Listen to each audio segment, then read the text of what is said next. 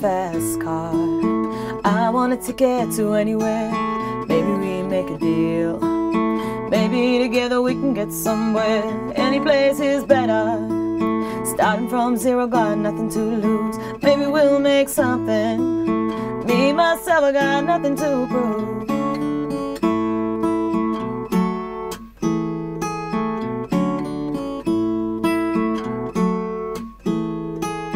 You got a fast car, I got a plan to get us out of here. Been working at a convenience store.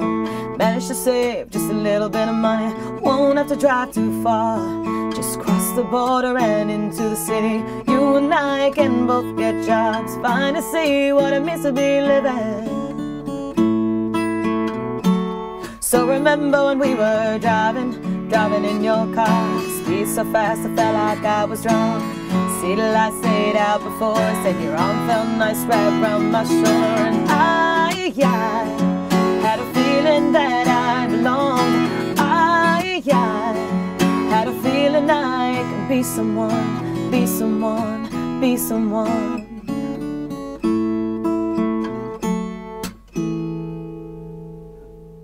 Hi, how you doing? Justin here today. We are checking out Fast Car by Tracy Chapman. Beautiful song this, absolutely gorgeous, and a really good one for people getting into fingerstyle guitar, because we're not using a pick now. We're going to be using our thumb, first finger and second finger to play strings individually. Now we need a capo on the second fret if we're going to play along with the record, okay? You don't have to use a capo if you're not going to play along with the record, okay? But to play along with Tracy, you're going to need to put a capo on the second fret.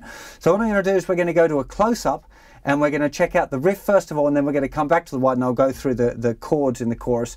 So to play this riff, we're going to start off with a C chord, just a regular old C chord right in front of the capo, just pretending the capo was the kind of the nut of the guitar, okay? So C chord goes down in front, and we're going to lift off the first finger. Now I'm going to lift it right out of the way, but we're going to be putting it back down in a second, so you don't want to kind of point it right out of the way. Just lift it off and kind of leave it hanging around in the general vicinity. Now what we're going to do, our first thing that we're going to play is the thumb's going to play the 5th string, and the first finger is going to play the 3rd string, and the second finger is going to play the 2nd string. So we're going to end up with this. We're going to play them all at the same time. So again, thumb on the 5th string, first finger is going to play the 3rd string, second finger is going to be playing the 2nd string. But we'll play them all at the same time. Now we're going to put the first finger back down in the 1st fret where it normally goes with the C chord, and second finger is going to play the 2nd string. Then we lift off the 1st finger again, and we play that open B string. Well, it's not open because we've got the cap on it, but we're calling it open, okay? So off, 1st finger goes down, we play the 2nd string, 1st finger goes off again. Okay, just get that first part down before you get any further. Try and get that one little part confident. Try and train your fingers to kind of stay around in the same place. Don't be trying to pick and move your hand too far away. So just play the notes. Try and keep your knuckles in the back of your hand roughly in the same place. Now after you've done that, we're changing to a kind of a G chord. So we're going to use the 2nd finger down on the 3rd fret of the thicker string, and the 3rd finger on the 3rd fret of the 2nd string, okay? Not the thinner string as you might expect for a G chord, but this is still a G chord. It's just kind of part of that big 4-finger G, but we don't need all of those fingers on. Just the 2nd and 3rd fingers is all we need on for now. And again, the thumb is going to be playing now the thickest string. 1st finger will play the 3rd string, 2nd finger will play the 2nd string, okay? All at once as a little chord. So we've got now C, 1st finger on, 1st finger off to the G, and then we keep the G chord down, 2nd finger plays the 2nd string again, and 1st finger plays the 3rd string. Okay, that's the first part of the riff.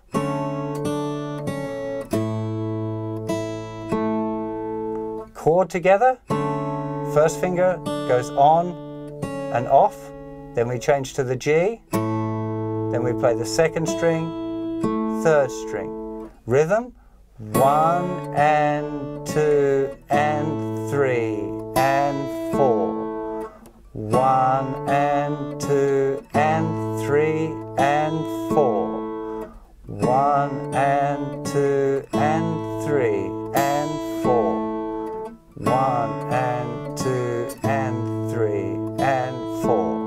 so just do it nice and slowly, that first part, over and over again, till you've got that really kind of confident under your fingers. Now the next chord that we're going to is an E minor chord, but we're moving right up the neck.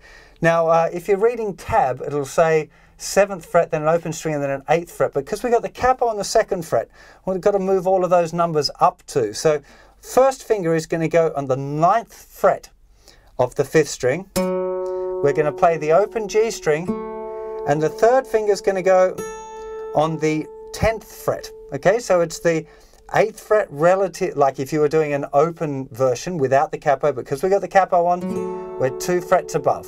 Okay, so the real frets that we're in are the 9th fret and the 10th fret. Okay, but again, in a tab that'll be 7th fret and 8th fret relative to the capo. Okay, it's important that you get that distinction of when things are relative to the capo or not. So when we play that chord, we just play it once. Okay, so we got here.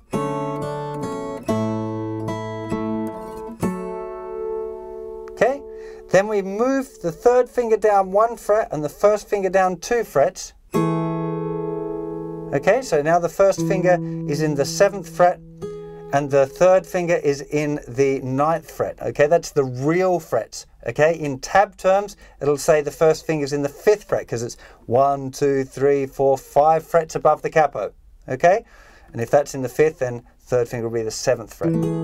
Okay, I hope you're understanding that distinction. In reality, that's the 7th fret, that's the 9th fret. So we play that chord. After we've done this one, we go move it down. Okay, this would be a D chord, it's a type of a D chord. We play the chord again, and then we play the 2nd string, and then the 3rd string again. So chord, chord, 2nd string, 3rd string. 1, 2, and 3, and 4. Just that bar again. 1, 2, and 3, and 4. I always used to think it was 1 and 2. I thought it was the top part of that chord was played twice, but I've just listened to the record again. I don't know where I got that from, because it's definitely not. It's just the chord's just played once. 2 and 3 and 4. The whole riff now. 1 and 2 and 3 and 4. 1, 2 and 3 and 4. 1 and 2 and 3 and 4. 1, 2 and 3 and 4.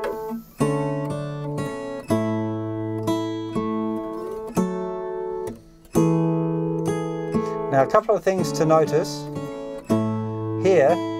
After that, the 3rd finger doesn't need to leave the guitar. It can just slide up. It's a really nice kind of guide. So if you're then looking with your eyes there at the 10th fret, from here, looking at the 10th fret and move your finger there, 1st finger can kind of drop in behind.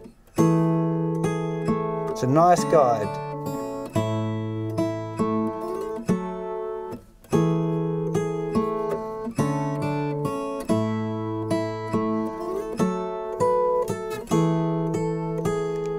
Now there's this little variation that just happens once in the song. I'll show that to you as well. So after this part,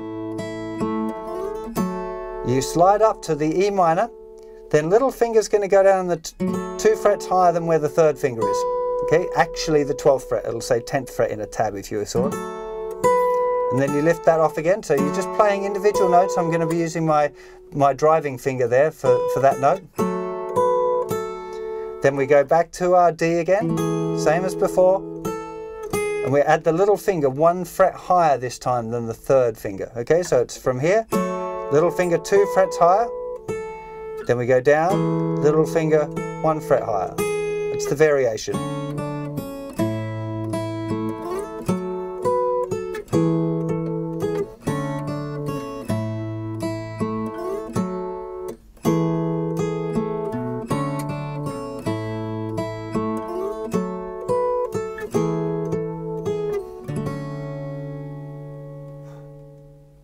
So the fingerstyle part is probably the most recognizable bit, and if you're new to fingerstyle guitar, then it's probably the thing that you're going to spend the most time on. So big deal with that one really is to make sure that you get the rhythm right. Okay, you really want to concentrate and get the notes sounding sweet, but quite often I've seen people playing it where the rhythm's a little bit wonky, and if you got, especially if you got somebody else singing, or if you're singing yourself, you really want to make sure that rhythm is right on. So spend a little bit of time making sure that you really got 1 and 2 and 3 and 4. 1, 2 and 3 and 4. It's got to be nice and solid. Playing it with a metronome would be a really good idea as well. Just really make sure that you're feeling that beat there. You know, don't start working on any other bits until that one's real nice and solid. So after that, once you've got that confident, you need to look at another part of the song as well, because there's a big chunk of the song, the chorus, still missing. And we'd normally be strumming that. So you've got an interesting thing here. You can either have the old pick in the mouth or pick on the lap, or you can strum with your finger. Okay, it doesn't really matter which one you want to do. Okay, I'm going to use a pick, but really you could just strum using your first finger or your thumb. It wouldn't make much, make a big difference there. Just do what you feel comfortable with. So I really struggle trying to sing this as well, because it's way out of my range here. So if the singing's a little bit rough, you'll just have to, excuse me and cover your ears a little bit. So anyway, we're starting off on a C chord for the strumming part. Remember we were C chord, driving in your car to G, speeding so fast, felt like I was drunk to E minor. City lights lay out before us and a D felt nice, wrapped around my shoulder, and C to E minor, to a D for a whole bar, and C to E minor, to a D chord could be someone. C to D, then we're back to the riff. Okay, make sure that we're keeping that beat steady all the time. Okay, so those chords again. So C for one whole bar, then to G for one bar, then to E minor for one bar, and to D for one bar, then C to E minor, half a bar each for a whole bar of D, again half a bar of C, half a bar of E minor, a whole bar of D, whole bar of C, no sorry, half a bar of C and half a bar of D there at the end. Sorry. Now, if you want to try and get the groove of this right, it'll feel a bit weird if you suddenly resort to just doing down strums on the beat. So most common again is use all down strums for eighth notes. So 1 and 2 and 3 and 4 and 1 and 2 and 3 and 4 and E minor, 2, 3, 4 to D, 2, 3, 4, 1 and 2 and 3, 4, 1, 2, 3, 4, 1, 2 and 3, 4, 1, 2, 3, 4, 1, 2, 3, 4. Then we're back to the riff again. Okay, now interesting thing, some of you hopefully noticed there that I was doing a little push on the E minor, and a push meaning that it's kind of moved forward an eighth note a little bit earlier than you'd think. So on the when it's doing the C to the E minor part on the that little part, we're doing 1 and 2 and 3 and 4 and 1 and 2 and 3 and, so we're changing to the E minor on the and after 2 instead of on beat 3, which would be exactly halfway through the bar.